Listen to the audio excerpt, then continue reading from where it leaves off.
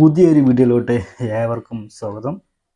കുറച്ച് ദിവസങ്ങൾക്ക് മുൻപ് സ്കൂളിൽ നിന്നൊരു കുട്ടിയെ പുറത്താക്കി. തട്ടമിട്ടിട്ട് വന്ന ഒരു മുസ്ലിം പെൺകുട്ടിയെ സ്കൂൾ അധികൃതർ പുറത്തേക്കാക്കി.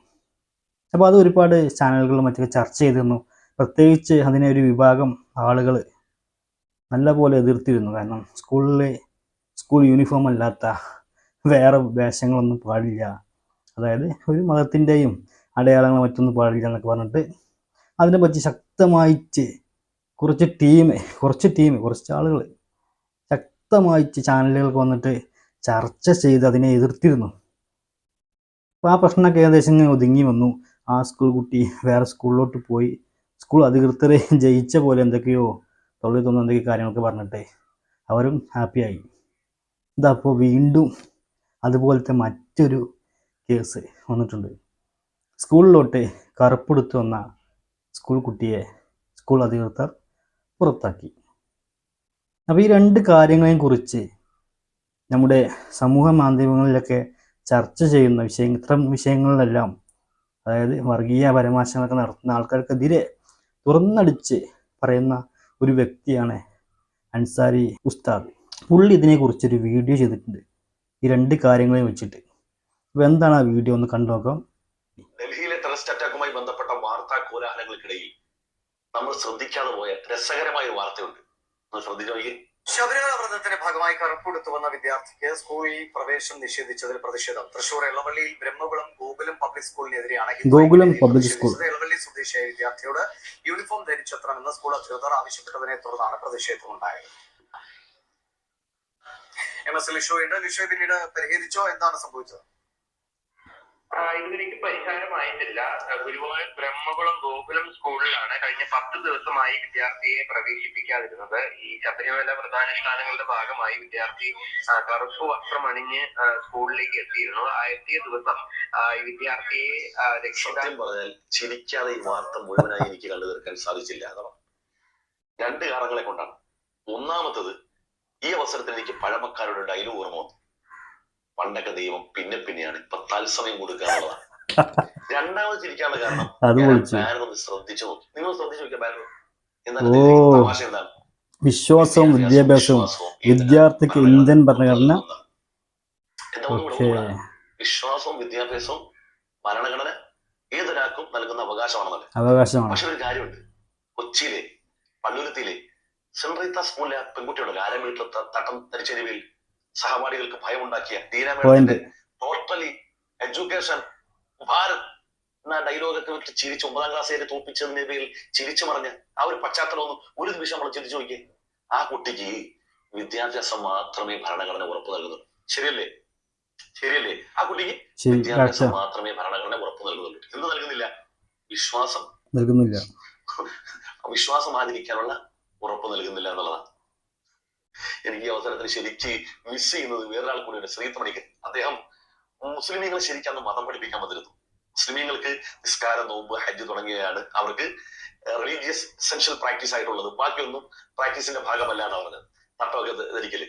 ഇവിടെ നമുക്ക് ആ ചോദ്യം ചോദിക്കാം. നമ്മൾ എന്തുകൊണ്ട് ചോദിക്കുന്നതെന്ന് വെച്ചാൽ, നമ്മൾ കഴിവുകൾ കൊണ്ടൊന്നുമല്ല, നമ്മുടെ നിസ്സഹായത കൊണ്ടൊന്നുമല്ല.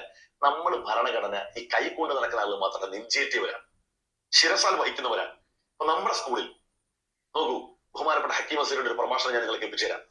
ശബരിമലയിൽ പോകുന്ന കാലത്ത് ഹിന്ദുക്കൾക്ക് കറുത്ത വസ്ത്രം ധരിക്കുന്നതിന്, അവർക്ക് 1 മാസമോ 2 മാസമോ ഒക്കെ കറുത്ത വസ്ത്രം ധരിച്ചു വരുന്നതിന് നമ്മുടെ കലാലയങ്ങളിൽ യാതൊരു വിലക്കും ഏർപ്പെടുത്താറില്ല എന്നല്ല, അതൊരു ആദരവോട് കൂടിയാണ് കാണുന്നത്. ഒട്ടുതെട്ട് വരുന്ന കുട്ടികളുണ്ട്, വരുന്നവരുണ്ട്. പുരുഷ ധരിക്കൽ അവർക്ക് മതത്തിന്റെ ഒരു എസൻഷ്യൽ ഭാഗമൊന്നും അല്ലെങ്കിൽ പോലും അവരുടെ ആചാരത്തിന്റെ ഭാഗമായി ചില കുടുംബത്തിൽപ്പെട്ടവർ, വിദ്യാർത്ഥികൾ പോലും പുരുഷ ധരിച്ചു വരിക എന്ന് വരുമ്പോൾ അതിന് തടയാറില്ല. അതായത് മർക്സിന്റെ ഒക്കെ കീഴിലുള്ള സ്കൂളുകളിൽ മുസ്ലിം കുട്ടികൾ തൊപ്പി വെച്ചുകൊണ്ട് വരുന്നു, മുസ്ലിം പെൺകുട്ടികൾ തട്ട വിട്ടുകൊണ്ട് വരുന്നു. എന്നാൽ സഹോദര സമുദായത്തിൽപ്പെട്ടവർക്ക് അത് ബാധകമേ അല്ല. എന്നാലോ അവരെ അടിച്ചേൽപ്പിക്കുന്നില്ല എന്ന് മാത്രമല്ല, അവരുടെ വിശ്വാസത്തിന്റെ ഭാഗമായിട്ട് കുരിശുമാലയോ മറ്റെന്തെങ്കിലും ഇട്ടുകൊണ്ട് വന്നാൽ നമ്മൾ നിഷേധിക്കാൻ പോകത്തില്ല. അതാണ് ഭരണഘടനയെ നെഞ്ചേറ്റിയവര്. അതാണ് വേണ്ടത്. ശരിക്കും അതാണ് ചെയ്യേണ്ടത്. എസെൻഷ്യൽ പ്രാക്ടീസും കുന്തവും മണ്ണാങ്കട്ടയൊന്നുമല്ല, മറിച്ച് ഒരുത്തന്റെ വിശ്വാസം.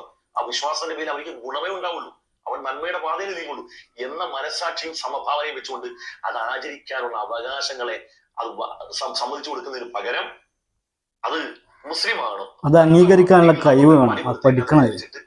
അതിന് കുത്തിത്തിരിപ്പുണ്ടാക്കി പ്രശ്നങ്ങൾ ഉണ്ടാക്കി, സങ്കീർണത ഉണ്ടാക്കി, അത് നാട്ടിൽ വലിയ വിവാദം ഉണ്ടാക്കിയിട്ട് ഇവരുടെ അവകാശങ്ങൾ മാത്രമേ ഈ നാട്ടിൽ നടക്കാൻ പാടുള്ളൂ, ബാക്കിയുള്ളവർക്കൊന്നും പാടില്ല.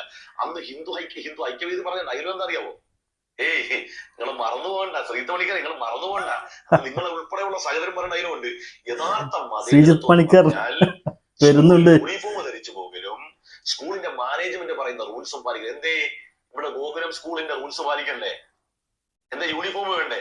സ്കൂളിൽ പോകുന്ന പഠിക്കാനല്ലേ, വിശ്വാസം ആചരിക്കാൻ വേണ്ടിയല്ലല്ലോ. അന്ന് നിങ്ങൾ സെന്റ് റീത്താസിലെ ആ ചെറിയ 1ാം ക്ലാസ്സുകാരിയുടെ ആ പാവപ്പെട്ട കുട്ടിക്ക് മേൽ ഇത്തരം ആക്ഷേപങ്ങൾ പറഞ്ഞാൽ നിങ്ങൾ ഉറഞ്ഞു തുള്ളിയത്. അന്ന് ആ കന്യാസ്ത്രീയുടെ ചിരി എന്തായിരുന്നു? അവരുടെ ആ ചിരിച്ചു മറിയലെന്തായിരുന്നു? അവരെന്തെല്ലാം പറഞ്ഞു, അവരുടെ ഡയലോഗും അവരുടെ ആ 9ാം ക്ലാസ് വരെ തോപ്പിച്ചിട്ടുള്ള ആ ഒരു ബോഡി ലാംഗ്വേജ് ഒക്കെ എന്തായിരുന്നു? ഇപ്പൊ എന്താ ആർക്കും ഒന്നും കുരുങ്ങുന്നില്ലേ? ഇനി ഒരു കാര്യം ഇതിനകത്ത് പ്രത്യേകം ശ്രദ്ധിക്കേണ്ടതുണ്ട്. ഉത്തരം മുട്ടിയിട്ടുണ്ടാവും. അതാണ് സ്കൂളിൽ ആ ശബരിമലക്ക് പോകാൻ വേണ്ടി മാലയിട്ട കറുപ്പ് വസ്ത്രം ധരിച്ച ആ കുട്ടി, അസാധുവായ കുട്ടി, ആ കുട്ടിയെ 10 ദിവസമായിട്ട് സ്കൂളിൽ പ്രവേശിപ്പിച്ചില്ല. അതിന്റെ പേരിൽ എന്താണ് ചെയ്തത്? സംഘപരിവാർ അതിന്റെ സ്കൂളിന്റെ മുമ്പിൽ പ്രതിഷേധ റാലി ധർണയും സംഘടിപ്പിച്ചു അല്ലെ? എന്നാൽ ഈ 1/2 മീറ്റർ തട്ടം ഇട്ടതിന്റെ ഇതേ സംഘപരിവാറാണ് അന്ന് ഈ തട്ടത്തിനെതിരെ പ്രതിഷേധം ഉയർത്തിയത്. തട്ടം ഇടാൻ പാടില്ല എന്ന് പറഞ്ഞിട്ട്. ഇതേ ഹിന്ദു ഐക്യവേദിയാണ്. ബഹിഷ്കരിച്ചിരുന്നു. നിയമപരമായ സകല സാധ്യതകളെയും ഉപയോഗപ്പെടുത്തി കോടതിയിലാണ് പോയത് അല്ലെ? അവിടെ പോയി ഞങ്ങൾ അള്ളാഹു അക്ബറും ഭൂരിത്വ അക്ബറൊന്നും വിളിച്ചില്ല, നിയമപരമായിട്ടാണ് നേരിട്ടത്. ഇപ്പോഴോ സ്കൂളിന് മുമ്പിൽ മുദ്രാവാക്യം വിളിക്കുകയാണ് അല്ലെ? അപ്പം ഈ ഭരണഘടനയൊക്കെ ഇപ്പം പൊന്തി ബാനറിലൊക്കെ വെണ്ടക്ക അക്ഷരത്തിൽ ഭരണഘടന, ഇന്ത്യൻ ഭരണഘടന, രാജ്യത്ത് ജീവിക്കുന്ന മുഴുവൻ പൗരന്മാർക്കും ഈ ഭരണഘടന അതിന്റെ തത്വങ്ങൾ അവകാശമാണ്. ഇന്ത്യൻ ഒരു പൗരന് അവകാശപ്പെട്ടാണ് ഭരണഘടന. ഓക്കെ, എന്തായാലും ഉസ്താദ് അടിച്ച അണ്ണാക്കി കൊടുത്തിട്ടുണ്ട്. അടിപൊളിയായിട്ട് അതിനെ പ്രതികരിച്ചിട്ടുണ്ട്. നല്ല അടിപൊളിയായിട്ടാണ് പുള്ളി പറയാനുള്ള കാര്യങ്ങൾ അവതരിപ്പിച്ചിട്ടുണ്ട്. കാരണം എല്ലാവർക്കും അറിയാം, ഇത് ആ തട്ടമുട്ട കുട്ടിയുടെ കാര്യത്തിൽ ഒരുപാട് തവണ പ്രതിഷേധം ഉയർത്തിയ ആളുകൾപ്പെട്ട ആൾക്കാർ എന്നത് ഉദ്ദേശം പടർത്തിയ ആളുകൾപ്പെട്ട ആൾക്കാരായിരുന്നു RSSഉം ഈ പറഞ്ഞ ഹിന്ദു ഐക്യവേദി പ്രവർത്തകരെല്ലാം അല്ലേ? ഇപ്പം എന്തായാലും ഉസ്താദ് നല്ല രീതിയിൽ തന്നെ ഇതിനൊരു മറുപടി കൊടുത്തിട്ടുണ്ട്.